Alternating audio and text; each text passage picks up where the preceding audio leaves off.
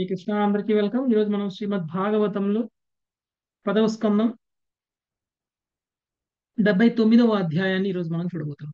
79వ అధ్యాయం. 78వ అధ్యాయాన్ని నిన్న మనం కంప్లీట్ చేసుకున్నాం. దంతవక్రుడు, విథూరత, రోమహర్షణులు ఏ విధంగా వధింపబడ్డారు అనేటువంటి విషయాన్ని చూసాం. ఓకే. చివరిగా చూస్తే రోమహర్షుణ్ణి బలరాముడు వధించారు. తన కుశగ్రాశాస్త్రంతో వధించడం అనేటువంటిది జరిగింది. ఉం?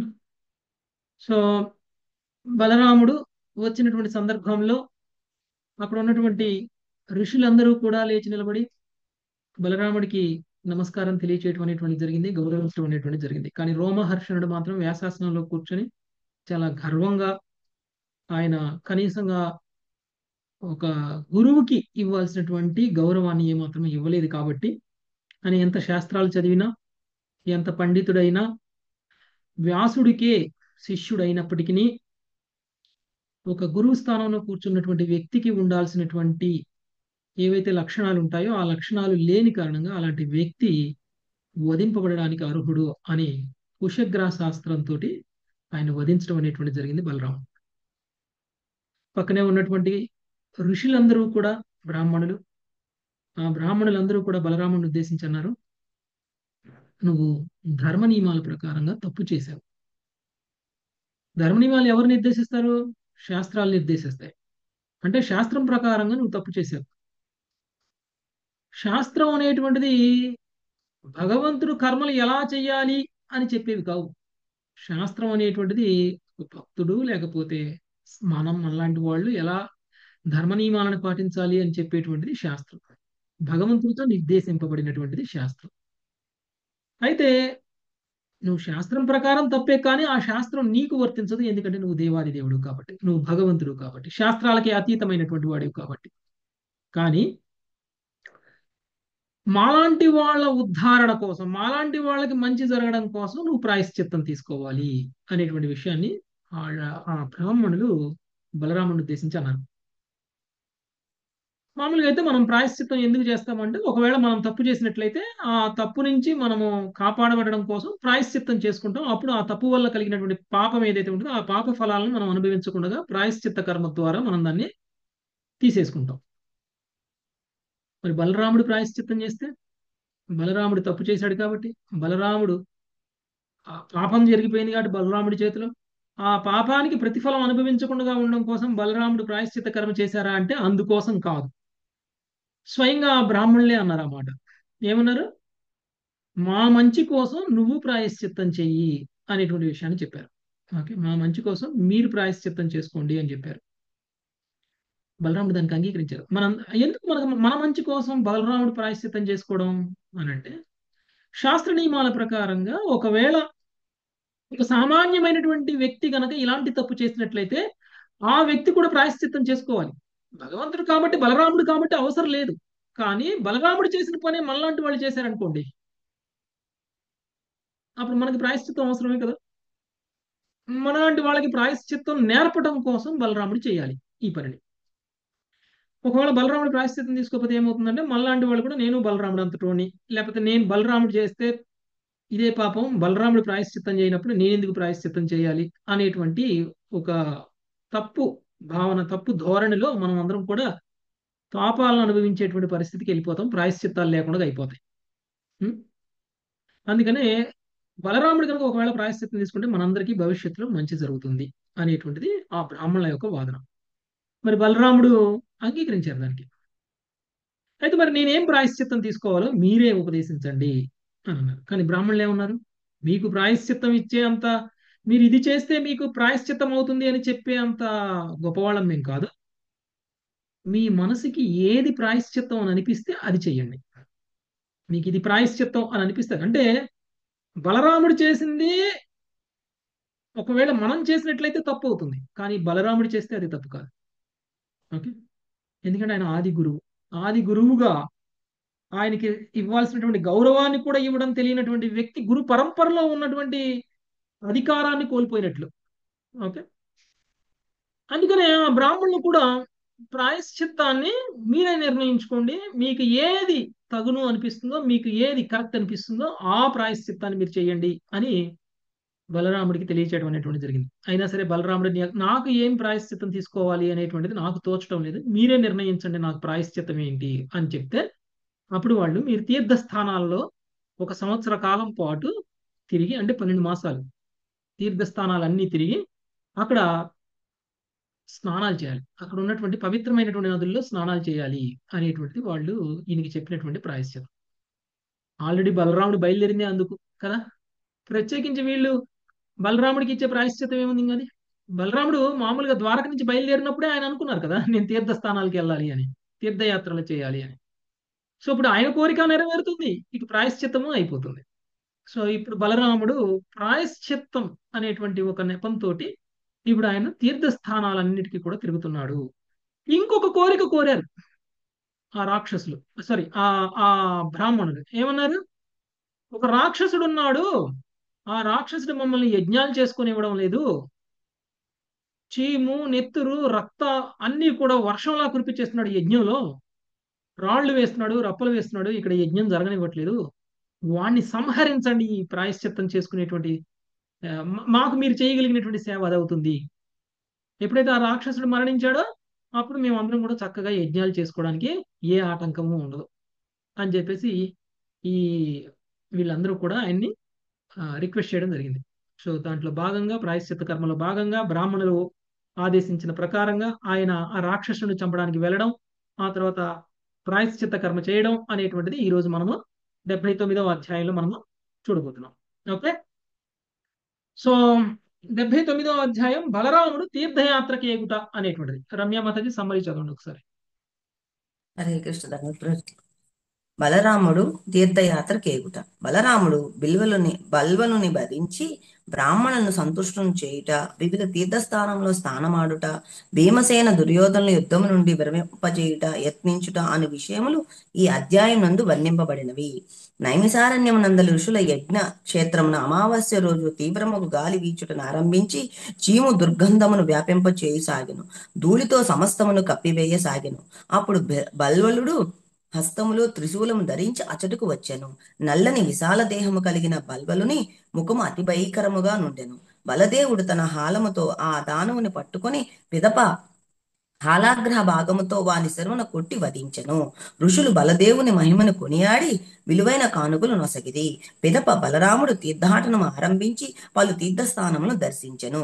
కురు పాండవుల యుద్ధమును గురించి వినిన పిమ్మట అతడు కురుక్షేత్రమునకు వెడలి భీమ దుర్యోధన నడుమ యుద్ధమును ఆపుటకు యత్నించెను.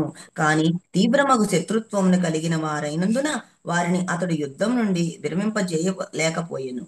ఆ యుద్ధము దైవీకృతమని తెలిసిన వాడై బలదేవుడు అంతటా రణరంగమును వీడి ద్వారకకు వెడలిపోయెను. తరువాత కొంతకాలమునకు బలరాముడు తిరిగి నైమిసారణ్యమునకు వెడలగా ఋషులు అతని పక్షమున అనేక యజ్ఞములు కావించిరి. అప్పుడు బలదేవుడు వారికి దివ్యజ్ఞానం నొసగి తన నిత్య స్వరూపమును వెల్లడి కావించి వారిని అనుగ్రహించును. హరే కృష్ణ. థ్యాంక్ యూ ప్రభు. ఓకే, సో డీటెయిల్ గా చూద్దాం మాతాజీ ఒక్కొక్క శ్లోకం.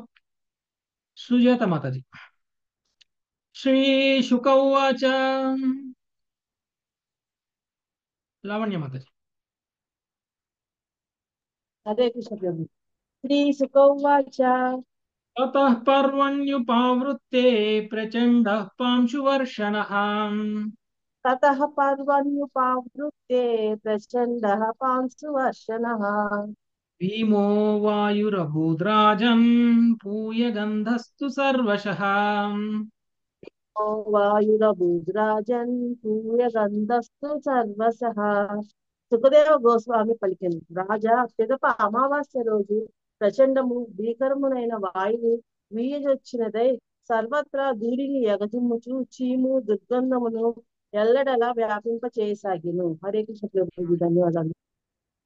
సో అమావాస్య రోజు ప్రచండము భీకరము అయినటువంటి వాయువు వీయజొచ్చినదై సర్వత్రా ధూళిని ఎగజిమ్ముచు చీము దుర్గంధము ఎల్లడలా వ్యాపింపజేసిను. ఒక అమావాస్య రోజు జరిగినటువంటి సంఘటన ఇక్కడ మనకి చెప్తున్నారు.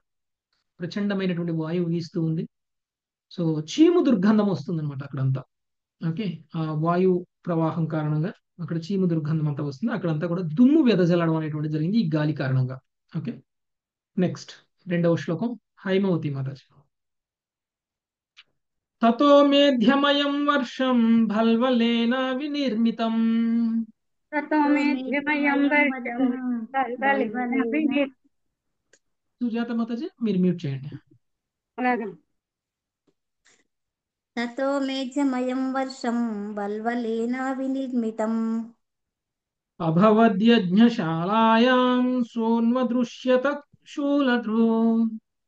అభవజ్ఞశాలాయాం సోన్మదృశ్యత శూలదృక్. హరే కృష్ణ ప్రభు. పిదప యజ్ఞశాల యందు హేయమకు పదార్థమును కురిపించిన వాడై బల్వలుడు స్వయముగా శూలధారి అయి అతడు ప్రత్యక్షమయ్యను. హరే కృష్ణ ప్రభు. ధన్యవాదాలు. సో ఎప్పుడైతే ఇక్కడ ఇలాంటి విధ్వంసం జరుగుతుందో ఆల్రెడీ ఇంతకు ముందే ఆ ఋషులు చెప్పారు. ఒక రాక్షసుడు ఉన్నాడు, ఆ రాక్షసుడు చీము నెత్తురు కురిపిస్తున్నాడు, ఇక్కడ దుర్గంధాన్ని ఏర్పాటు చేస్తున్నాడు, ఈ యజ్ఞం జరగకుండా వర్షాలను కురిపించేస్తున్నాడు, ఈ విధంగా మరి మమ్మల్ని వాడి బారి నుంచి మమ్మల్ని రక్షించు అని బలరాముడికి ఆల్రెడీ చెప్పారు. ఇప్పుడు ఈ అమావాస్య రోజు అదే జరుగుతుంది. ఓకే, సో అక్కడికి బలరాముడు వచ్చాడు తన నాగలు తీసుకొని. ఓకే, శూలధారి అయి స్వయంగా శూలధారి అయి అతడు ప్రత్యక్షమయ్యను. నెక్స్ట్ 3-4 సునీత కంఠమని అనమాట. తం విలోక్య బృహత్కాయం భిన్నాంజన చయోపయం तं विलोक्य बृहत्कायं भिन्नाञ्जनचयोपमम् తప్త తామ్రసికాశ్మశ్రుం ధంశ్రోగ్రభృకుటీముఖం सप्तताम्रशिखास्मश्रुं दंष्ट्रोग्रभ्रुकुटीमुखम् తస్మారమూషలం రామః పరసైన్య విధారణం तस्मारमूषलं रामः परसैन्यविदारणम् ఫలం చ దైత్యధమనం తేతూర్ణముపతస్తతుః. फलं च दैत्यदमनं ते తూర్ణముపతస్తతుః. భావము: విశాలకాయుడుగా దానవుడు కాటుక ముద్దను పోలి ఉండెను. వాని చుట్టుముడి గడ్డము కరిగిన రాగిని పోలెను. కాని ముఖము ఘోరమగు కోరలను వంగిన బ్రుకుటిని కలిగి ఉండెను. వానిని గాంచినంతట బలరాముడు శత్రు సైన్యమును చీల్చి చెండాడేడి తన గదను, దైత్యులను దండించెడి తన హలాయుధమును స్మరించగా అవి వెంటనే అతని కడకు అరుదించినవి. శ్రీకృష్ణ ప్రభుజీ. సో విశాలకాయుడు ఆ దానవుడు కాటుక ముద్దను పోలి ఉన్నాడు. అంటే ఎలా ఉన్నాడంట? నల్లగా ఉన్నాడు. నల్లగా సుఖదేవ్ గోస్వామి భలే పోలిస్తారు కదా. ఓకే, కాటుక ముద్దను పోలి ఉన్నాడు. వాని జుట్టు ముడి గడ్డము కరిగిన రాగిని పోలిన. అంటే ఎలా ఉంది జుట్టు? ఎర్రగా ఓకే, కానీ ముఖము ఘోరమగు కోరలను వంగిన భృకుటిని కలిగి ఉండెను. వానిని గాంచినంతటా బలరాముడు శత్రు సైన్యమును చీల్చి చెండాడి తన గదను, దైత్యులను దండించడి తన హలాయుధమును స్మరించగా అవి వెంటనే అతని కడకు అరుదించినవి. ఓకే, అంటే ఆయన ఒక గద, ఒక హలాయుధం. హలాయుధం అంటే నాగలి. ఓకే, ఈ రెండింటిని కూడా ఆయన స్మరించాడు. ఆ రెండు ఆయుధాలు ఆయన చేతి దగ్గరకు వచ్చేసాయి. ఓకే, నెక్స్ట్ 5వ శ్లోకం. లక్ష్మీ ఆత్మకూరు మాత. తమాకృష్యాహలాగ్రేణ బల్వలం గగనేచరం సమాకృష్ణ హల్వల్గ్రేణ బలాల్యం గగనేచరం మూషలేనాహ నత్క్రుద్ధో మూర్ధ్ని బ్రహ్మద్రుహం బలః. మూషలేనాహృత క్రుద్ధో మూర్తి బ్రహ్మద్రుహం బలః. బలరాముడు ఆకాశమున ఎగురుచుండగా బల్వలుడు ఆకాశమున ఎగురుచుండగా బలరాముడు తన అలాగ్రభాగముతో వానిని పట్టి లాగి బ్రాహ్మణ దోహియగు దానవుని శిరముపై తన గదతో కోపముతో కొట్టెను. హరే కృష్ణ. సో ఏం చేశాడు? ఆయన గాలిలో ఎగురుతున్నాడు అనమాట. బల్వలుడు ఎగురుతా ఉంటే బలరాముడు ఏం చేశాడు? ఎడమ చేతిలో ఉన్నటువంటి నాగలతోటి ఆయన పట్టేసుకొని కిందికి లాగాడు. కుడి చేతిలో ఉన్నటువంటి గదతోటి ఆయన కొట్టేశాడు. ఓకే, సో ఈ విధంగా ఆయన్ని కొట్టడం అనేటువంటిది జరిగింది. హలాగ్ర భాగంతో ఆయన పట్టుకొని లాగడం, గదతో ఆయన శిరము మీద కొట్టడం, రెండు జరిగాయి. నెక్స్ట్ 6వ శ్లోకం. ఉషశ్రీమత. సోపతద్భువి నిర్భిన్న లలాటో సముత్సృజన్. సునీత హరిబాబు మాత. హరే కృష్ణ ప్రభుజీ దండవత్ ప్రణామం. సోపతద్భువి నిర్భన్నా లలాటో సముత్సృజన్ ముంచన్నార్తస్వరం శైలో యథా వజ్రహతోరుణః ముంచాన్నత స్వరం శైలో యదా వ్రజహతోరుణః. లలాటము బద్దలైన రక్తము చిమ్మగా బల్వలుడు ఆర్తనాదమును గావించి నేలపై పడెను. వజ్రహతమైన అరుణ పర్వతమును వాడు పోలెను. భాష్యం.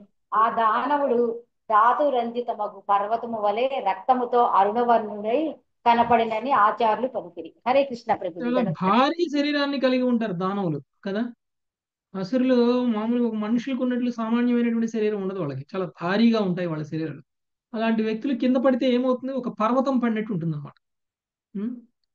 సో ఈయన ఇక్కడ ఎప్పుడైతే బలరాముడు గదతో కొట్టాడో ఒక్కసారి రక్తం కక్కుతూ కింద పడిపోయాడు అనమాట, ఒక పర్వతం పడ్డట్టు. ఎలా ఉందంటే ఆ పర్వతం వజ్రహతమైనటువంటి అరుణ పర్వతమును పోడు, ఆ, అరుణ పర్వతమును వాడుకోలేను. వజ్రహతమైన అంటే పర్వతాలని వజ్రాయుధంతో కొడతారు. ఓకే. ఆ, మన ఇంద్రుడు ఇంద్రుడు పర్వతాల మీదకి వజ్రాయుధాన్ని వేస్తారు అనమాట. సో ఇంతకు ముందు మనం ఎప్పుడు చూసాం ఇది అని అంటే, గోవర్ధనగిరి మీద కూడా ఆయన వజ్రాయుధంతో ఆయన దాడి చేయడం జరిగింది. ఓకే. సో ఆ విధంగా అంటే కొన్ని కొన్ని పర్వతాలు చెప్పిన మాట వినకపోతే ఆయన వజ్రాయుధంతో శిక్షిస్తారనమాట. ఓకే. అంటే పర్వతాలు అవసరానికి మించి పెరుగుతుంటాయి ఒక్కొక్కసారి. ఆ లేదు అంటే ఒకప్పుడు పర్వతాలు గాలిలో ఎగురుతూ ఉంటాయి. ఓకే.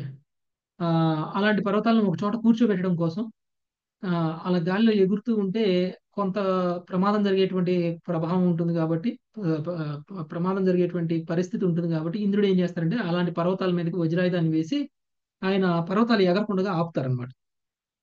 ఓకే. తెలుసా మీకు పర్వతాలు గాలిలో ఎగిరే పర్వతాలు ఉంటాయని? రెక్కలు కూడా ఉంటాయి. మీరే చెప్పారు విన్నాం ప్రభుజీ. ప్రభుజీ, అప్పటి నుంచి చెప్పారు చెప్పారు. ప్రభుజీ ఒకసారి. అప్పట్లో పర్వతాలు ఎగిరేవని చెప్పారు. పర్వతాలు మైనాకుడు వచ్చినప్పుడు కూడా రామాయణంలో చెప్పారు చెప్పండి. రామాయణంలో కూడా ఉంది ప్రభు. రామాయణంలో చెప్పారు ప్రభుజీ. అందుకనే అలాంటి పర్వతాల మీదకి వజ్రాయుధంతో వజ్రాయుధం వేస్తారనమాట ఇంద్రుడు. అలా వజ్రాయుధం దెబ్బతిన్నటువంటి పర్వతం ఏ విధంగా అయితే కింద పడుతుందో ఆ విధంగా ఈయన కూడా ఒక పర్వతం లాగా పడ్డాడనమాట. పర్వతం లాగా వాలిపోయాడు కింద. నెక్స్ట్ 7వ శ్లోకం. ఉషశ్రీ మొదటి. సంస్తుత్యమునయో రామం ప్రయుజ్యావితదాశిషః సంస్తుత్యమునయో రామం ప్రయుజ్య వితధాశిషః అభ్యసించన్ మహాభాగా వృత్రఘ్నం విబుధాయథా. అభ్యసించన్ మహాభాగా రుద్రఘ్నం విబుధాయథ. హరే కృష్ణ ప్రభుజీ దండవత్ ప్రణామం. ప్రభుపాదుల వారి భావము. మహాభాగుల ఋషులు బలరాముని మగు స్థుతులతో ఆదరించిన వారే అమోఘమగు ఆశీర్వచనములను కావించిరి. పిదప వారు పూర్వము వృత్తాసురుని వధించినప్పుడు ఇంద్రుని దేవతలు అభిషేకించిన రీతిగా బలదేవుని అభిషేక్తుని కావించిరి. సో ఈయన ఇలాంటి ఒక బల్వరుని వధించడము అనేటువంటిది ఋషులకి మంచి జరిగినట్లు కదా. ఎందుకంటే ఋషులు కదా యజ్ఞం చేసేది. సో అలాంటి యజ్ఞాలన్నిటి కూడా ఈ బల్వలుడే ఆపుతున్నాడు కదా. అలా జరగకుండా ఋషులకి మేలు చేసినాడు కాబట్టి ఋషులందరూ కూడా బలరాముని కీర్తిస్తున్నారు. ఎలా కీర్తిస్తున్నారంట? వృత్తాసురుని చంపినప్పుడు దేవతలు ఏ విధంగా అయితే ఇంద్రుణ్ణి అభిషేకం చేశారో ఆ విధంగా బలరాముడిని కూడా ఈ ఋషులందరూ కూడా అభిషేకం చేస్తున్నారు అనమాట. ఓకే. నెక్స్ట్ 8వ శ్లోకం. ప్రమీల మాతాజీ. వైజయంతిం దుదుర్మాలాం శ్రీధామాంలాన పంకజం వైజయంతిం దదుర్మాలాం శ్రీరామాంలాన పంకజం రామాయ వాససి దివ్యాన్యాభరణాని చ.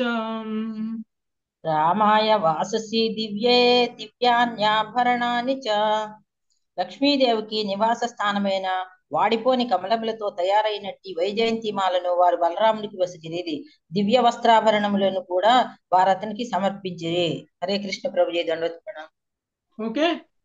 లక్ష్మీదేవికి నివాస స్థానమైనటువంటి వాడిపోని కమలములతో తయారైనటువంటి వైజయంతి మాలని ఆయనకి బలరాముడికి ఇవ్వడం అనేటువంటి జరిగింది. అలాగే దివ్య వస్త్ర ఆభరణాలను కూడా వాళ్ళు ఆయనకి సమర్పించడం అనేటువంటిది జరిగింది. ఋషుల దగ్గర కూడా ఇలాంటివన్నీ ఉంటాయి. ఆభరణాలు కూడా ఉంటాయి ఋషుల దగ్గర కూడా. వాళ్ళకి సిద్ధులు ఉంటాయి, వాళ్ళకి శక్తులు ఉంటాయి. శక్తులతోటి వాళ్ళు అప్పటికప్పుడు సృష్టించగలరు కూడా. ఆభరణాలని, దివ్యమైనటువంటి ఆభరణాలని, వస్త్రాలని వాళ్ళు సృష్టించగలరు. మామూలుగా అయితే ఇలాంటి ఋషులకి ఎవరైనా డొనేట్ చేయాలి. వాళ్ళు ఇంకొకరికి డొనేట్ చేసే స్థితిలో వాళ్ళు ఉంటారా ఎప్పుడైనా? వాళ్ళకి అన్ని శక్తి సామర్థ్యాలు ఉంటాయి, కానీ వాళ్ళకి ఏమి భౌతికంగా వాటన్నిటిని ఉపయోగించుకోరు వాళ్ళు. ఓకే. వాటిని ఇలా ఇలా ఎప్పుడైనా బలరాముడు లాంటి సాధువులకి లేకపోతే ఎవరికైనా గురువులకి అందించాలి అని అంటే వాళ్ళు వాళ్ళ శక్తులను ఉపయోగించి చేస్తారు. ఓకే. ఆ విధంగా వాళ్ళు కూడా దివ్య వస్త్ర ఆభరణాలని బలరాముడికి అర్పించడం అనేటువంటిది జరిగింది. నెక్స్ట్ వరలక్ష్మి మాతాజీ. అతతైరభ్యనుజ్ఞాతః కౌశికీమేత్య బ్రాహ్మణై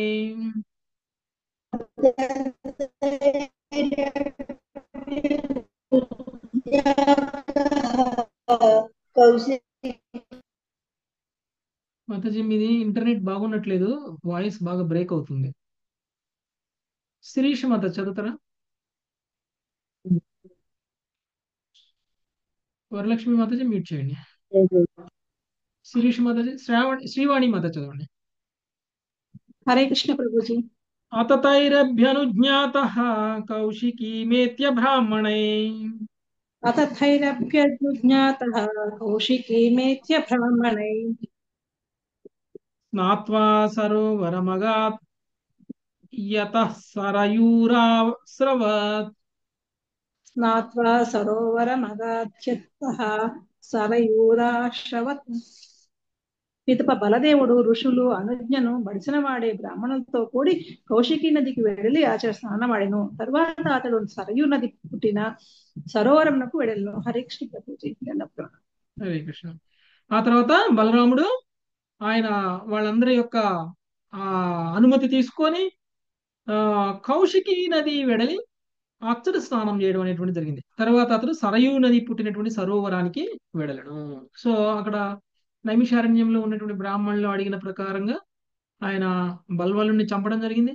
తర్వాత మిగిలినటువంటి అన్ని తీర్థ స్థానాలకి వెళ్ళి అక్కడ ఉన్నటువంటి పుణ్య నదుల్లో కూడా స్నానం చేయడం అనేటువంటి జరుగుతుంది. సో మొదటగా కౌశికీ నదిలో చేశారు, ఆ తర్వాత సరయూ నదిలో చేశారు. నెక్స్ట్ 10వ శ్లోకం. అమృత మాతాజీ.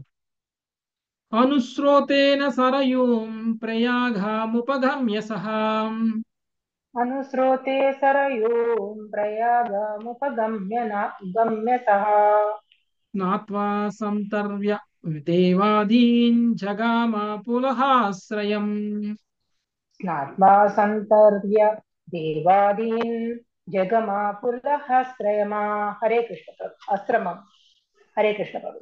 అతడు సరయూ నదిని అనుసరించుచు ప్రయాగకు చేరి అచట స్నానమాడి పిదప దేవదూతలకు తర్పణంలో నొసగెను. పిమ్మట అతడు పులహఋషి ఆశ్రమమునకు వెడలెను. భాష్యము. పులాహాశ్రమము హరిక్షేత్రమని కూడా తెలియబడును. హరే కృష్ణ ప్రభుజీ. తర్వాత ఆయన ఏం చేశారు? సరయూ నది తరువాత ప్రయాగకు చేరి సరయూ నదిని అనుసరించుచు ప్రయాగకు చేరారు. అంటే సరయూ నది ఒడ్డు మీదనే వెళ్ళారనుకోండి, ఇంకో పుణ్యక్షేత్రం వస్తుంది. ఓకే. అంటే ఒక్కొక్క చోట అదే నది ఇంకొక పేరుతో పిలువబడుతుంది. ఓకే. ఒక్కొక్క చోట ఒక్కొక్క నది ఒక్కొక్క పేరుతో పిలువబడుతుంది.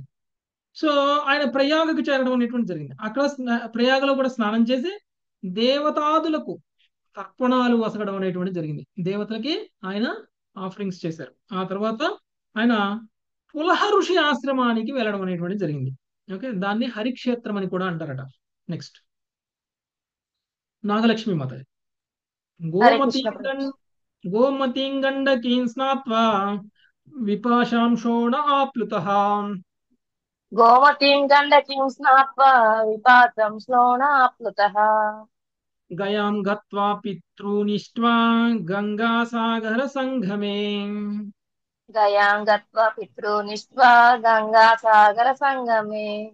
ఉపస్పృశ్య మహేంద్రాదో రామం దృష్ట్వాభివాద్య చ. ఉపస్పృశ్య మహేంద్రాదో రామం దృష్ట్వాభివాద్య చ. సప్త గోదావరీం వేణాం పంపాం భీమరతీం తతః సప్త గోదావరీం వేణాం పంపాం భీమరథీం తతః స్కందం దృష్ట్వా యయౌ రామః శ్రీశైలం గిరిశాలయం స్కందం దృష్ట్వా యయో రామః శ్రీశైలం గిరిశాలయం ద్రవిడేషు మహాపుణ్యం దృష్ట్వాద్రిం వెంకటం ప్రభుం ద్రవిడేషు మహాపుణ్యం దృష్టాద్విగ్రం వెంకటం ప్రభుం కామకోష్ణీం పురీం కాంచీం కావేరీం చ సరిద్వరాం కామకోష్ణీం పురీం కాంచీం కావేరీం చ సర్విద్వరాం శ్రీరంగహ్యం మహాపుణ్యం యత్ర సన్నిహితో హరిః శ్రీరంగాఖ్యం మహాపుణ్యం యత్ర సన్నిహితో హరిః వృషభాద్రిం హరే క్షేత్రం దక్షిణాం మధురాం తదా వృషభాద్రిం హరే క్షేత్రం దక్షిణాం మధురాం తదా సాముద్రం సేతు మగమాత్ మహాపాతకనాశనం సాముద్రం సేతు మగమాత్మ మత అనగా సాముద్రం సేతు మగమత సాముద్రం సేతు మగమాత్ మహాపాతకనాశనం సాముద్రం సేతు మగమత్ మహాపాతక నాశనం. బలరాముడు గోమతి గండకి విపాక నదులలో స్నానమాడెను. సోనయందును అతడు క్రంకులిడెను. గయకు వెడలి అతడు పితరులను ఆరాధించెను. గంగాసాగర సంగమ స్థానమున అతడు పవిత్ర స్నానము కావించెను. మహేంద్ర పర్వతము చెంత అతడు పరశురాముని దర్శించి స్తోత్రము కావించెను. పిదప సప్త గోదావరిలలో స్నానమాడి వేణ పంప భీమారది యమనదులలో కూడా అతడు స్నానమాడాడు. పిమ్మట బలరాముడు స్కందుని కలుసుకొని గిరీషుని ధామము శ్రీశైలంను దర్శించాను. ద్రవిడ దేశం అని తెలియబడు దక్షిణ ప్రాంతంలో అతడు పవిత్ర వెంకటాచలంను అట్లే కామకోష్ణిని కాంచీపురంను నదీ శ్రేష్టమగు కావేరిని సాక్షాత్తుగా శ్రీకృష్ణుడే అవతరించి ఉన్నట్టు పరమ పవిత్రమగు శ్రీరంగ క్షేత్రంను దర్శించను. అచ్చటి నుండి అతడు హరిక్షేత్రమగు వృషభ పర్వతమునకు దక్షిణ మధురకు వెళ్ళాను. తరువాత అతడు మహాపాతక నాశనమగు సేతుబంధమునకు చేరను. భాష్యం. సాధారణంగా ఎవరైనా తమ గతించిన పితరులకు పూజించుటకు గయకు వెడల్చుండ్రు. కానీ బలరాముని తండ్రి తాత ఇంకా జీవించియే ఉన్నప్పటికీ అతడు తన పితరులతో శ్రద్ధతో గయలో పూజించవలనట అతని తండ్రి ఆజ్ఞ ఉండేదని శ్రీల విశ్వనాథ చక్రవర్తి ఠాగూర్లు వివరించారు. బలరాముడు జగన్నాథపూర్ క్షేత్రంలో చేరువలో ఉన్నప్పటికీ శ్రీకృష్ణ బలభద్ర సుభద్ర రూపంలో ఉన్నట్టు తను తానే అర్పించుకోవలసిన ఇబ్బందికర పరిస్థితిని తప్పించుకున్నటప్పుడు అతడు అతడికి వెడవలేదని వైష్ణవతోషిని ఆధారంగా ఆచార్యులు వివరించారు. హరే కృష్ణ ప్రభు. ఓకే, ఆయన నార్త్ నుంచి సౌత్ వరకు అన్ని తీర్థస్థానాలని ఆయన దర్శనం చేసుకోవడం అనేటువంటిది జరిగింది. అక్కడ అన్ని తీర్థస్థానాల్లో కూడా ఆయన స్నానం చేయడం అనేటువంటిది జరిగింది. గోమతి గండకి విపాష నదుల్లో స్నానం చేశారు. తర్వాత గయా వెళ్ళి అతడు పితరులకు ఆరాధించను. గంగాసాగర సంగమ స్థానము అతను పవిత్ర స్నానమును కావించను. మహేంద్ర పర్వతము చెంత అతడు పరశురాముని దర్శించి స్తోత్రం చేశారు. ఆ తర్వాత సప్త గోదావరిలో స్నానమాడి వేణ సంప భీమారది అనేటువంటి నదుల్లో కూడా ఆయన స్నానం చేయడం అనేటువంటి జరిగింది. తర్వాత బలరాముడు స్కందుని కలుసుకున్నారు. స్కందుడు అంటే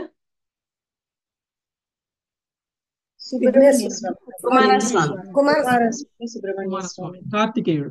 ఓకే, తర్వాత గిరీషుని ధామమైనటువంటి శ్రీశైలమును దర్శించారు. ఆ తర్వాత ద్రవిడ దేశం అంటే తమిళనాడు. ఓకే, ద్రవిడ దేశం అని తెలియబడు దక్షిణ ప్రాంతమున అతడు పవిత్ర వెంకటాచలమును అంటే ఏది తిరుపతి పవిత్ర వెంకటాచలమును అట్లే కామకోష్ఠిని కాంచీపురమును నదీ శ్రేష్టముకు కావేరిని అంటే అక్కడ కర్ణాటక. ఓకే, సాక్షాత్తుగా శ్రీకృష్ణుడే అవతరించినటువంటి పరమ పవిత్రమగు శ్రీరంగ క్షేత్రమును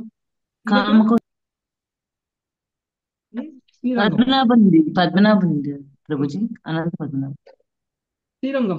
ఓకే, అచ్చటి నుంచి అతడు హరిక్షేత్రముకు వృషభ పర్వతమునకు దక్షిణ మధురకు వెళ్ళాలి. దక్షిణ మధుర అంటే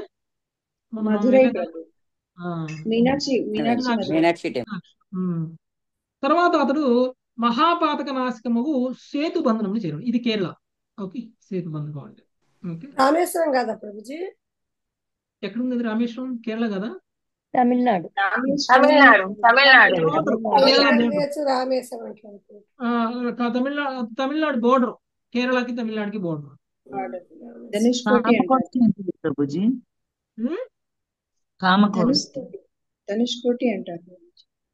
ఓకే, ఏం మాతాజీ ఏమన్నారు? పాత కామకోష్టి కాంచీపురం ముందు కంచి, అదొక ఊరి పేరు. కామకోష్ఠి ప్రభు. కాంచీపురము, కామకోష్టి ఆ వరుసలో ఉన్న ఊర్లలో ఒకటి. కామకోష్టిని, కాంచీపురాన్ని ఒక ఊరు మాతాజీ. అప్పట్లో పేర్లు ఇప్పటి పేర్లు సేమ్ కాకపోవచ్చు. ఈ ఋషభ పర్వతం ఏంటో ప్రభుజీ? హరిక్షేత్రం అనేటువంటి ఇప్పుడేం పేరుందో? ఇది బహుశా ఎక్కడో కర్ణాటక తమిళనాడు మధ్యలో ఉండొచ్చు. Okay, next 16, 17. ఇంకొక విషయం, ఇక్కడ ఈయన ఇన్ని చేశారు కానీ పూరి వెళ్ళలేదు. ప్రభు ఎందుకంటే పూరికి వెళ్తే ఆయనే దర్శనం చేసుకోవాలి. ఆయనకి ఆయనే దర్శనం చేసుకోవాలి, ఆయనకి ఆయనే పూజించుకోవాలి. అందుకని ఆయన వెళ్ళలేదు కదా. అందుకే వెళ్ళలేదు ప్రభుజీ. ఇంకా ఇంకోటి కూడా చెప్పారు ప్రభుజీ, కొత్తగా వింటున్నా. తండ్రి తాత ఉండగా పితరులకు శ్రాద్ధ కర్మలు పెట్టమని అన్నారని తండ్రే చెప్పారని. తండ్రి పెద్దలుంటే వాళ్ళే పెడతారు కదా ప్రభుజీ. ఇక్కడ తండ్రి ఆజ్ఞతోటి ఆయన పితరులకు ఈ పెట్టారని చెప్పి శ్రాద్ధ కర్మలు పెట్టారని గయలో. అవును, పెట్టచ్చు అన్నమాట. అదే తండ్రి అన్నతో పెట్టచ్చు. ఓకే, శిరీష సారీ గంగా మాతాజీ, నిర్మోహ గంగా మాతాజీ. తత్రాయుతమధాధేనుర్బ్రాహ్మణేభ్యో హలాయుధః. తత్రాయుతమదార్ధేనోర్బ్రాహ్మణేభ్యో హలాయుధః. కృతమాలం తామ్రపర్ణీం మలయం చ కులాచలం. కృతమాలాం తామ్రపర్ణీం మలయం చ కులాచలం. తత్రాగత్స్యం సమాసీనం సమశ్రుత్యాభివాద్య చ. తత్రాగస్యం సమాసీనం నమస్కృత్యాభివాద్య చ. యోజితస్తేన చాశీర్భిరనుజ్ఞాతో గతోర్నవం. యోజితిస్తేన చాతిర్భిరనుజ్ఞాతో గతోర్నవం. దక్షిణం తత్ర కన్యాఖ్యాం దుర్గాం దేవీం దదర్శ సః. దక్షిణం తత్ర కన్యాఖ్యాం దుర్గాం దేవీం దదర్శః. హరే కృష్ణ ప్రభుజీ, దండవత్ ప్రణామం. సేతుబంధము అనగా రామేశ్వరం చెంత హాలాయుధుడు బ్రాహ్మణులకు 10,000 గోవులను దానమిచ్చెను. పిదప అతడు కృతమాల, తామ్రపర్ణి నదులను, మలయ పర్వతమును దర్శించెను. మలయ పర్వత శ్రేణిలో ధ్యానమగ్నుడై కూర్చొని ఉన్న అగస్త్యముని ఋషిని గాంచి నమస్కరించి స్తుతించిన వాడై బలదేవుడు ఆ ఋషి నుండి ఆశీర్వాదమును బడసెను. పిదప అగస్త్యుని నుండి సెలవు గైకొని అతడు దక్షిణ సముద్రము తీరమునకు వెడలి కన్యాకుమారి రూపములో ఉన్నట్టి దుర్గాదేవి నచ్చట అతడు దర్శించెను. Thank you Prabhuji. హరే కృష్ణ. కన్యాకుమారి అంటే ఎక్కడ? కాశ్మీర్ నుంచి కన్యాకుమారి వరకు అంటుంటాం కదా మనం. తమిళనాడు. ఎస్ ప్రభు. కన్యాకుమారి అంటే కేరళ కదా? తమిళనాడు ప్రభుజీ, రామేశ్వరం దగ్గరే. బోర్డర్ రామేశ్వరం బోర్డర్ తమిళనాడుకి బోర్డర్ లో ఉంటుంది. Okay okay okay. సేతుబంధం చెంత హలాయుధుడు బ్రాహ్మణులకి 10,000 గోవుల్ని దానం ఇచ్చారట. బలరాముడు సేతుబంధం అంటే రామేశ్వరంలో ఆయన 10,000 గోవుల్ని దానం ఇచ్చారు. తర్వాత అతడు కృతమాల, తామ్రవర్ణి నదులను, మలయ పర్వతమును దర్శించిన. ఇవన్నీ కూడా తమిళనాడు, కేరళ ప్రాంతాల్లో ఉన్నాయన్నమాట ఈ నదులు. మనకి వాటి పేర్లు కూడా ఇప్పుడు తెలియవు. ఓకే, శాస్త్రం ప్రకారంగా అలాంటి నదులు అప్పుడు ఉన్నాయి. ఇప్పుడు ఆ నదులు కూడా పవిత్రమైనటువంటి నదులు అనమాట. ఓకే, మలయ పర్వత శ్రేణిలో ధ్యానమగ్నుడై కూర్చొని ఉన్నటువంటి అగస్త్యమునుడు అక్కడ చూడటం అనేటువంటి జరిగిందంట. ఓకే, అంటే అగస్త్యముని అక్కడ ఉంటారు అనమాట. తమిళనాడు సౌత్ ఇండియన్ అనమాట అగస్త్యముని. ఓకే, అక్కడ ఆయనకు నమస్కారం చేసి ఆయన్ని స్తుతించి ఆ తర్వాత ఆయన నుంచి సెలవు తీసుకొని ఆయన ఆశీర్వాదాలు తీసుకొని అగస్త్యముని దక్షిణ సముద్ర తీరానికి వెళ్ళారు. కన్యాకుమారి రూపంలో ఉన్నటువంటి దుర్గాదేవిని అక్కడ దర్శనం చేసుకోవడం అనేటువంటిది జరిగింది. నెక్స్ట్ 18వ శ్లోకం శిరీష మాతాజీ. తతః పాల్గుణమాసాధ్య పంచాప్సర సముత్తమం తతః పాల్గుణమాసాద్య పంచాప్సర సముత్తమం విష్ణు సన్నిహితో యత్ర లక్ష్మీ మాతాజీ మ్యూట్ చేస్తారా? విష్ణు సన్నిహితో యత్ర స్నాత్వా స్నాత్వా స్పర్శద్గవాయుతం విష్ణు సన్నిహితో యత్ర స్నాత్వా స్పర్శద్ గవాయుతం. పిదప అతడు పాల్గొన తీర్థమునకు వెడలి విష్ణు భగవానుడు సాక్షాత్తుగా వెలసియున్నట్టి పంచాప్సర సమను పవిత్రమగు సరోవరంలో స్నానమాడెను. ఆ స్నానమున అతడు మరొక 10,000 గోవులను దానమిచ్చెను. ఆ స్థానమున అతడు మరొక 10,000 గోవులను దానమిచ్చెను. హరే కృష్ణ. ఓకే. సో ఆ కన్యాకుమారి ప్రాంతం నుంచి కన్యాకుమారి రూపంలో ఉన్నటువంటి దుర్గాదేవిని దర్శనం చేసుకున్న తరువాత ఆయన పాల్గొన తీర్థమునకు వెళ్ళి విష్ణు భగవానుడు సాక్షాత్తుగా నెలకొనేటువంటి పంచాప్సరసమును పవిత్రమగు సరోవరమును స్నానమాడెను. అక్కడ ఒక సరోవరం ఉంది, పవిత్రమైనటువంటి సరోవరం. అక్కడ స్నానం చేయడం అనేది ఆ స్థానంలో అతడు మరొక 10,000 గోవులను దానం చేశారు. ఇంతకు ముందు రామేశ్వరంలో దానం చేశారు 10,000 గోవుల్ని. ఇప్పుడు ఇంకొక 10,000 గోవుల్ని దానం చేయడం అనేటువంటి జరిగింది. నెక్స్ట్ సుఖోమల మాతాజీ. తతోభివ్రజ్య భగవాన్ కేరళాంస్తు త్రిగర్తకాన్ తతో వివ్రజ్య భగవన్ కేరళం స్తుతిగర్తకాన్ గోకర్ణాఖ్యం శివక్షేత్రం సాన్నిధ్యం యత్ర ధూర్జటే గోకర్ణాఖ్యం శివక్షేత్రం సాన్నిధ్యం యత్ర ధూర్జటే ఆర్యాం ద్వైపాయనీం దృష్ట్వా శూర్పారకమగాద్బలః ఆర్యాన్ ద్వైపాయనీం దృష్ట్వా శూర్పారకమగాద్బలః తాపీం పయోష్ణీం నిర్వింధ్యాం ఉపస్పృశ్యాధదండకం తాపీం పయోష్ణీం నిర్వింధ్యాం ఉపస్పృశ్యాధదండకం ప్రావిశ్య రేవామఘమాం యత్ర మాహిష్మతి పురీ ప్రావిశ్యరేవామగమాత్ యత్ర మాహిష్మతి పురీ మనుతీర్థముపస్పృశ్య ప్రభాసం పునరాగమత్ మనుతీర్థముపస్పృశ్య ప్రభాసం పునరాగమత్. పిదప పరదేవుడు కేరళ త్రిగర్త దేశముల గుండా ప్రయాణించి ధూర్జటి అంటే శివుడు సాక్షాత్తుగా వెలయున్నట్టి గోకర్ణమును శివక్షేత్రం దర్శించను. దీప నివాసియగు పార్వతీదేవిని కూడా దర్శించిన పిమ్మట బలరాముడు స్ఫూర్పారకమగు మను పుణ్యక్షేత్రములకు వెడలి తాపి పయోష్ణి నిర్వింధ్యాను నదులలో స్నానమాడి పిదప దండకారణ్యమును ప్రవేశించను. తదుపరి అతడు రేవా నదికి వెడలను. దాని తీరంనే మహిష్మతీపురం కలదు. పిమ్మట బలరాముడు మనుతీర్థము స్నానమాడి చివరకు తిరిగి ప్రభాస తీర్థమునకు చేరుకున్నాను. హరే అంటే కృష్ణ. మొత్తం దేశం మొత్తం చుట్టారు ఆయన. తిరిగి మళ్ళీ ప్రభాస్ తీర్థానికి వెళ్ళారు. ఎక్కడ మొదలు పెట్టారో అక్కడికి వెళ్ళారు. మళ్ళీ ఇప్పుడు కేరళ త్రిగర్త దేశముల గుండా ప్రయాణించి ధూర్జటి అంటే శివుడు అనమాట సాక్షాత్తుగా వెలసి ఉన్నటువంటి గోకర్ణము అనేటువంటి శివక్షేత్రము దర్శించారు. తెలుసా మీకు గోకర్ణం ఎక్కడుందో? కర్ణాటక ప్రభు. కర్ణాటక. ఓకే. ఇప్పుడు ఏమంటారు దాన్ని ఆ ప్లేస్ ని?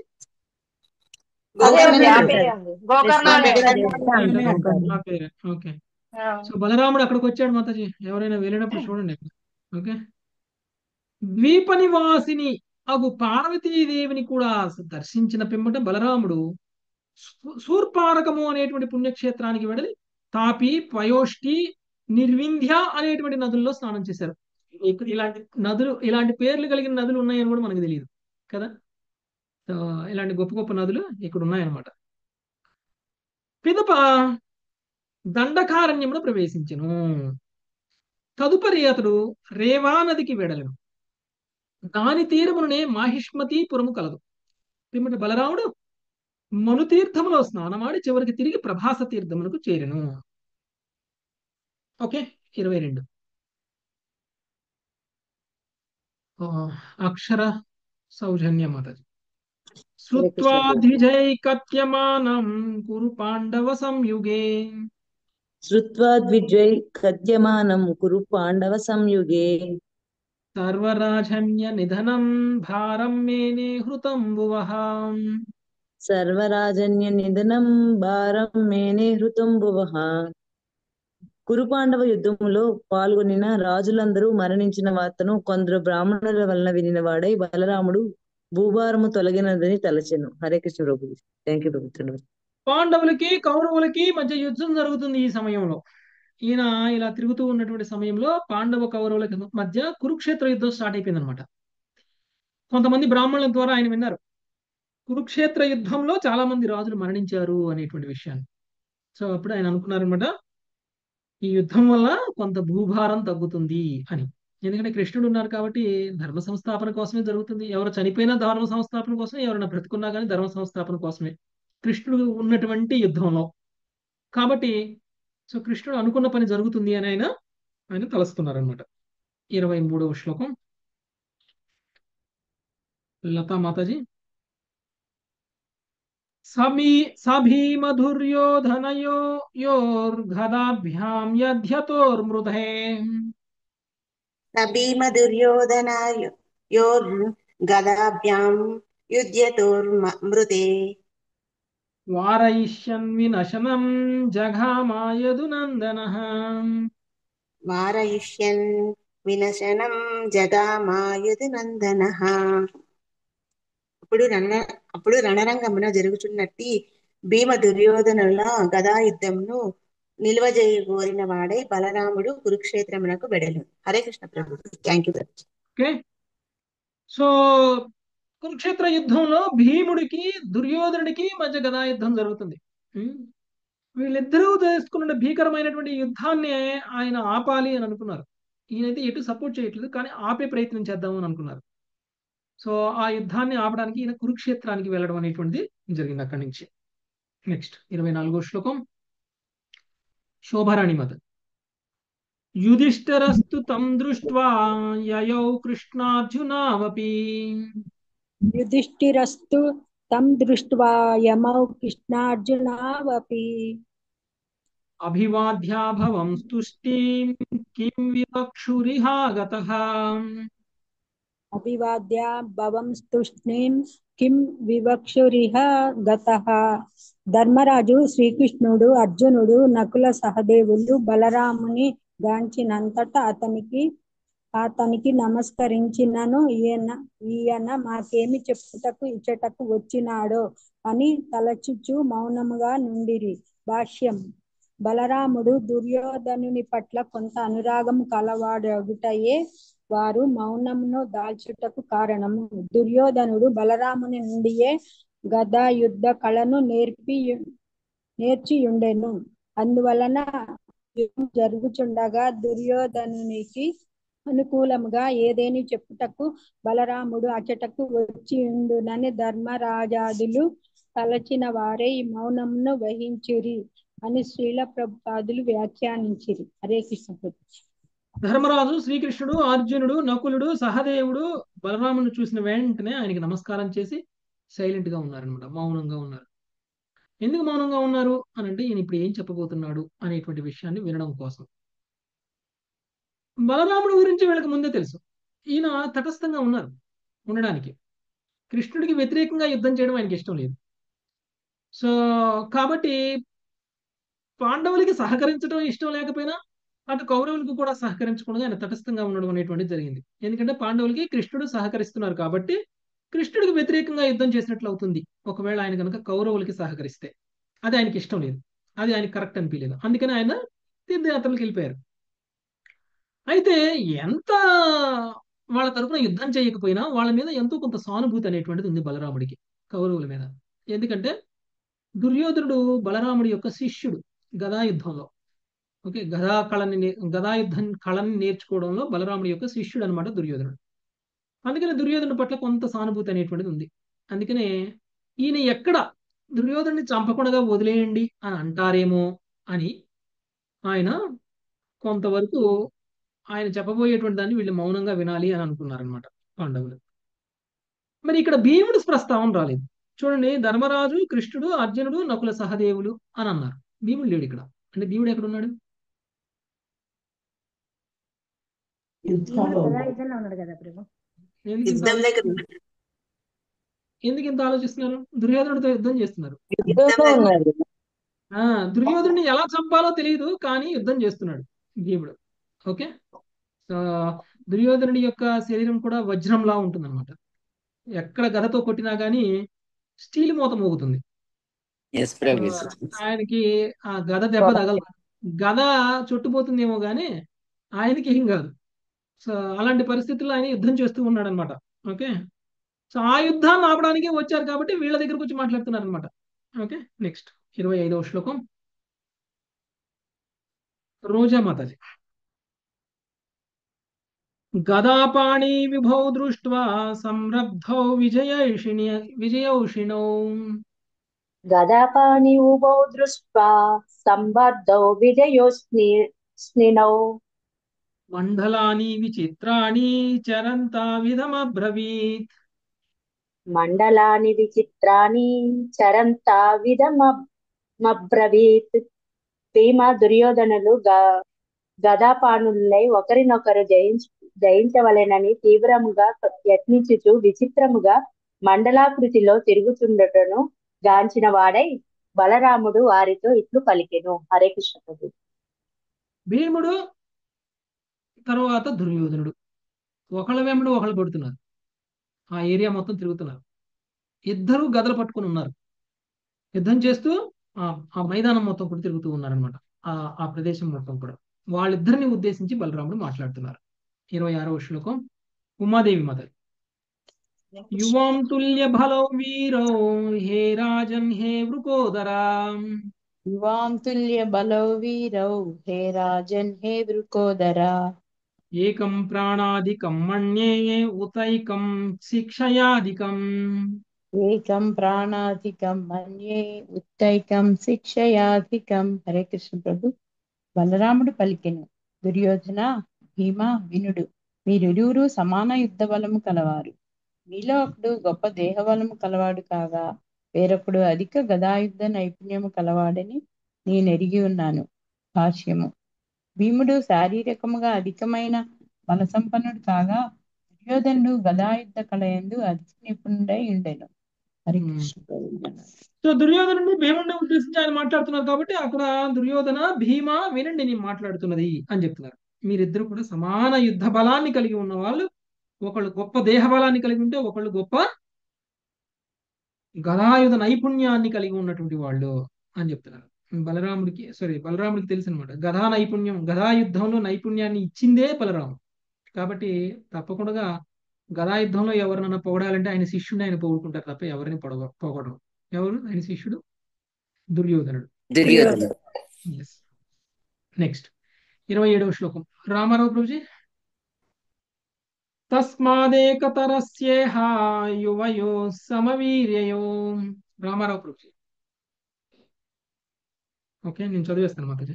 తస్మాదేకతరస్యేహ యువయో సమవీర్యయో న లక్ష్యతే జయోన్యో వా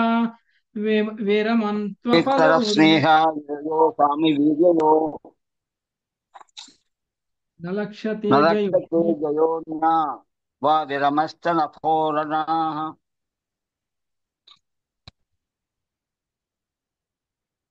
యుద్ధ బలములో వీరిరువురును సమానులైనందున ఈ ద్వంద్వ యుద్ధంలో మీలో ఎవరును జయించినట్లు గాని ఓడిపోవునట్లు గాని కనబడటం లేదు.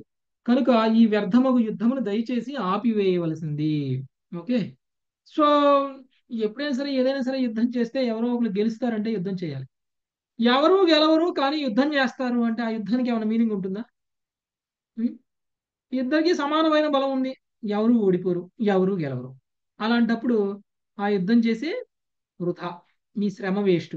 కాబట్టి అలాంటి యుద్ధాన్ని ఆపేయండి అని అంటారు అనమాట. నెక్స్ట్. నద్వాఖ్యం జగృతుర్భవైరో నృపార్ధవాన్ అనుస్మరంతావన్యోన్యం దురుక్తం దుష్కృతాని చ. సుఖదేవ గోస్వామి పలికిన. రాజా, వారి పరస్పర విరోధమును తిరుగులేనిదైనందున బలరాముని అభ్యర్థన అర్థవంతమైనను దానిని వారు స్వీకరింపలేదు. వారి ఇరువులను ఒకరి వలన ఒకరు అనుభవించుచున్నటువంటి అవమానములను చెరువులను నిరంతరము స్మరించుచుండిరి. భీముడి వల్ల దుర్యోధనుడికి కలిగినటువంటి అవమానం, ఆ దుర్యోధనుడి వల్ల భీముకు కలిగినటువంటి అవమానం, వాళ్ళిద్దరి మధ్య ఉన్నటువంటి శత్రుత్వాన్ని గుర్తు తెచ్చుకుంటూ వాళ్ళు యుద్ధం చేస్తూ ఉన్నారు. ఆ సమయంలో బలరాముడు చెప్పింది కరెక్టే అయినా వీళ్ళిద్దరూ ఎంతసేపు యుద్ధం చేసినా ఎవరూ గెలవరు అనేటువంటి విషయం తెలిసి ఉన్నా బలరాముడి యొక్క ప్రస్తావన వాళ్ళు స్వీకరించలేదు. దిష్టం తదను మన్వానో రామో ద్వారవతీం యయో ఉగ్రసేనాదిభి ప్రీతైర్ జ్ఞాతిభి సముపాగతః. ఆ యుద్ధము విధి రచితమని నిర్ణయించిన వాడే బలరాముడు ద్వారకకు తిరిగి వెడలెను. అచట ఉగ్రసేనాది బంధువులు అతనిని గాంచి పరమ ప్రసన్నులై అభినందించిరి. భీమ దుర్యోధనుల నడుమ యుద్ధము శ్రీకృష్ణుడిచే ఆదేశింపబడి అతని చేతనే ఆరంభింపబడినని దిష్టం అంటే విధి అనే పదం సూచించుతున్నది అని శ్రీల విశ్వనాథ చక్రవర్తి ఠాకూర్ వివరించిరి. సో కృష్ణుడే పక్క నుండి చేయిస్తున్నారు అని అంటే అది విధి లిఖితమైనటువంటిది అనేటువంటిది బలరాముడు అర్థం చేసుకున్నాడు. ఎంత విధి అలా లిఖించి ఉన్నప్పటికీ, విధి అలా ఉన్నప్పటికీ మన ప్రయత్నం మనం చేయాలి ఆపడానికి. ఓకే, దానివల్ల కలిగేటువంటి లాభం లేదు అని తెలిసినప్పుడు ఆపడానికి ప్రయత్నం చేయాలి. అలానే బలరాముడు కూడా ఈ యుద్ధంలో ఎవరు గెలవరు కాబట్టి ఆపండి అనేటువంటిది ప్రయత్నం మాత్రమే, అలానే బలవంతం చేయలేదు. విధిలిఖితమైనటువంటిది చెప్పినా వినలేకపోయేసరికి వినకపోయేసరికి ఇంకా అలానే రాసిపెట్టింది అని చెప్పేసుకుని ఆయన ద్వారకకి వెళ్ళిపోవడం అనేటువంటిది జరిగింది. ద్వారకులో వీళ్ళ బంధువులందరూ కూడా చాలా ఆనందాన్ని పొందారు బలరాముడు తిరిగి రావడానికి. సంవత్సరం తర్వాత వెళ్తున్నాడు కదండి, సంవత్సరం తర్వాత ద్వారకకి వెళ్తున్నాడు కాబట్టి అక్కడంతా కూడా చాలా ఆనందించారు. నెక్స్ట్ 30వ శ్లోకం. తం పునర్నైమిషం ప్రాప్తం ఋషయో యాజయన్ముధా కృత్వంగం క్రతుభిః సర్వైర్ నివృత్తాఖిల విగ్రహం. తదనంతరము బలరాముడు తిరిగి నైమిషారణ్యములకు వెడలగా యజ్ఞస్వరూపుడుకు అతని ఋషులు ఆనందముతో వివిధ యజ్ఞముల యందు నెలకొల్పిరి.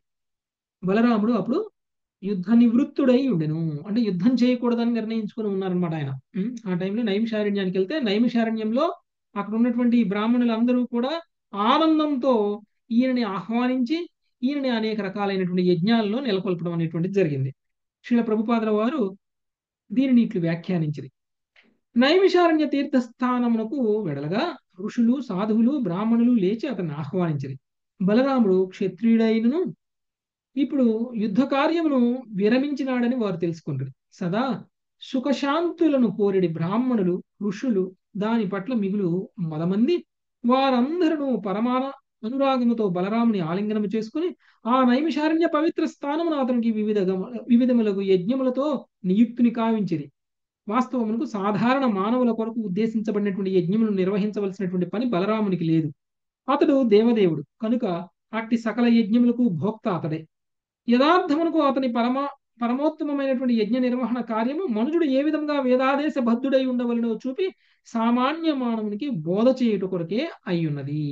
ఒక క్షత్రుడైనటువంటి వ్యక్తి యుద్ధం చేయాలి. ఒక పక్క కురుక్షేత్రంలో యుద్ధం జరుగుతుంది, ఆ యుద్ధాన్ని కూడా వదిలేసి వచ్చారు అని అంటే ప్రస్తుతం ఆయన క్షత్రియ ధర్మాన్ని నిర్వర్తించడం కంటే కూడా సామాన్యమైనటువంటి సాధువుగా ఉండడానికి ఇష్టపడుతున్నారు అనేటువంటి విషయం అర్థమైంది. అందుకనే నైమిషారణ్యంలో ఉన్నటువంటి ఋషులందరూ కూడా ఆయనతోటి అనేక రకాలైనటువంటి యజ్ఞాలు చేపిస్తున్నారు. ఈయన చేసేటువంటి యజ్ఞాలన్నీ దేవదేవుడైనటువంటి బలరాముడు తన కోసం తాను యజ్ఞం చేసుకుంటున్నట్టు ఉంటుంది. యాక్చువల్గా అయితే ఇలాంటి యజ్ఞాలు చేయాల్సినటువంటి అవసరం బలరాముడికి లేదు. మానవ మాత్రం అయినటువంటి మనలాంటి వాళ్ళు చేయాలేమో కానీ యజ్ఞాలు భగవంతుడికి యజ్ఞం చేయాల్సినటువంటి అవసరం లేదు. కానీ రాబోయేటువంటి తరాలలో అందరూ కూడా యజ్ఞాలు ఎలా చేయాలి అనేటువంటి విషయానికి ఒక ఉదాహరణగా నిలబడడం కోసమైనా ఒక ప్రేరణగా నిలబడడం కోసమైనా సరే ఈయన ఆ యజ్ఞాలన్నీ చేయడం అనేటువంటిది జరిగింది, సామాన్య మానవుడికి బోధ చేయడం కోసం. నెక్స్ట్ 31వ శ్లోకం. తేభ్యో విశుద్ధం విజ్ఞానం భగవాన్ వ్యతరద్విభు ఏనైవాత్మన్యతో విశ్వం ఆత్మానం విశ్వగం విదు. సర్వశక్తిమంతులకు బలరాముడు ఋషులకు విశుద్ధ విజ్ఞానమును ప్రసాదించను. దాని ద్వారా వారు సమస్త విశ్వము అతని యందు ఉన్నట్లుగాను అతడు సర్వమునందు వ్యాప్తమై ఉన్నట్లుగాను గాంచగలరు. ఓకే, చివరికి బలరాముడే వాళ్ళందరికీ కూడా శాస్త్రాన్ని బోధించారన్నమాట, విజ్ఞానాన్ని ఇచ్చారు. సో అది పొందినటువంటి వాళ్ళకి సమస్తంలోనూ బలరాముడు కనిపించాడు, బలరాముల్లోనే సమస్తం కనిపిస్తుంది వాళ్ళకి. ఓకే, నెక్స్ట్ స్వపత్న్యావభృదస్నాతో జ్ఞాతిబంధు సుహృద్రుతః రేజే స్వజోత్స్న ఏవేంధు సువాస సుశ్చలంకృతః. భార్యతో పాటు అవభృత స్నానము చేసిన పిమ్మట చక్కని వస్త్రాభరణ భూషితుడైనటువంటి బలరాముడు కుటుంబ సభ్యులతోనూ బంధుమిత్రులతోనూ పరివృత్తుడై వెన్నతో చుట్టబడినటువంటి చంద్రుని వలె శోభిల్లను. ఇంకా తర్వాత ఆయన భార్యలు వాళ్ళందరితో కలిసి స్నానం చేయటం, వెన్నతో చుట్టబడినటువంటి చంద్రుడిలా కనిపించారనమాట ఆయన అక్కడ. శ్రీల ప్రభుపాదులు ఈ సన్నివేశమును అత్యంత రమ్యముగా ఇట్లు వర్ణించరు. పిదప బలరాముడు యజ్ఞ పరిసమాప్తి అనంతరం కావించడి అవభృత స్నానమును కావించరు. స్నానాంతరం ఇదే అవభృత స్నానాన్ని ఇంకొకళ్ళు చేశారు. ఎవరు చేశారు? ధర్మరాజు. ధర్మరాజు చేశాడు ప్రభు. ఆయన కూడా ఎప్పుడు చేశాడు? రాజసూయ యజ్ఞం చేశాక చేశాడు. అవును ప్రభు. యజ్ఞం చేసిన తర్వాత ఇలాంటి స్నానం చేయాలన్నమాట. అది ఒక ఆనవాయితీ. అవభృత ఓకే. అవభృత స్నానాన్ని చేసి స్నానానంతరం అతను కొత్త పట్టు వస్త్రములను ధరించి సుందరముగు ఆభరణములతో అలంకృతుడై బంధుమిత్రుల మధ్య నిలిచెను. అప్పుడు అతడు ఆకాశంలో తారల నడుమున నిలిచినటువంటి పూర్ణచంద్రుని వలె గోచరించెను. ఓకే, నెక్స్ట్ 33వ శ్లోకం. ఈ దృగ్విధాన్య సంఖ్యాని బలస్య బలశాలినః అనంతస్య ప్రమేయస్య మాయామర్త్యస్య సంతిః. అనంతుడు అప్రమేయుడు, యోగమాయ వలన సాధారణ మనుష్యునిగా గోచరించినాడు. గోచరించువాడు అగు బలశాలి బలరాముడు అట్టి అసంఖ్యాకములకు ఇతర లీలలను కావించి ఉండెను. అంటే ఇది ఒక లీలలాగా కనపడుతుంది అనమాట. ఎందుకు అంటే దేవాది దేవుడైనటువంటి బలరాముడు సామాన్యమైనటువంటి మానవుల్లా కనిపించడం అనేటువంటిది ఒక లీల. ఇలాంటి లీలలు అసంఖ్యాకంగా బలరాముడు చేయటం అనేటువంటిది జరిగింది. నెక్స్ట్, యోనుస్మరేత రామస్య కర్మణ్యద్భుత కర్మణః సాయం ప్రాతరనస్తంస్య విష్ణు సాధయతో భవేత్.